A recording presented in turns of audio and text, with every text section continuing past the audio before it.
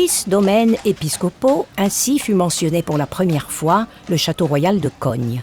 On est au XIIIe siècle et comme symbole du pouvoir croissant de l'évêque dans la région, la maison de Savoie approuve sa construction.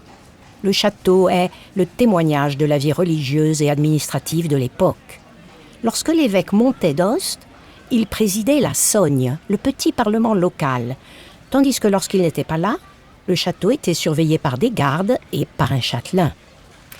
Les vicissitudes de cette structure fortifiée suivent le cours de l'histoire. Au XIXe siècle, le château en ruine a été cédé à la paroisse. Puis, il devint un hébergement pour les touristes et même un observatoire météorologique, le premier du genre sur les Alpes. Enfin, il connut sa plus grande splendeur lorsque Victor Emmanuel II l'acheta pour ses chasses royales. Ce fut un énorme tremplin pour Cognes, bien que les successeurs du roi aient préféré à la résidence de Sarre. Aujourd'hui, c'est une structure d'hébergement et une plaque commémore son histoire.